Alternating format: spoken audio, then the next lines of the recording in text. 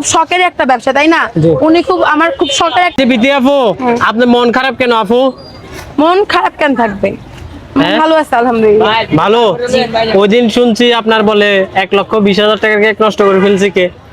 হ্যাঁ, 1,20,000 টাকা লস না, 1,20,000 টাকাও যে বিষয়, 1 টাকাও সেই বিষয়, 6,000 টাকাও সেই বিষয়। মূলত এটা আমার কি ব্যবসা, আর এটা দিয়ে কিন্তু হচ্ছে আমার ঘরে সব চলে, বিষয়টা এমন না। এটা আমার খুব শখের একটা ব্যবসা, তাই না? উনি আমার খুব শখের একটা ব্যবসাতে হচ্ছে হাত দিছে, আর এখান থেকে একটা অংশ যেহেতু আমি আমার ফ্যামিলিকে দেই, তার মানে সে আমার রিজিকেও হাত দিছে। উনি একটা মেয়ে হয়ে আরেকটা মেয়েকে পুরো বিশ্বের সামনে খারাপভাবে এক্সপ্রেস করছে। সেকেন্ডলি হচ্ছে উনি যে টাকার ইস্যুটা নিয়ে মার্কেটিং করছে, যে 120 উনি 220 চাইছে। আমার তিরামিসুর প্রাইস 220 করে সবাই জানে।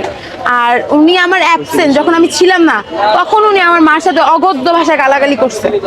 এখন ওনার বিরুদ্ধে আপনি কোনো অ্যাকশন নেন নাই?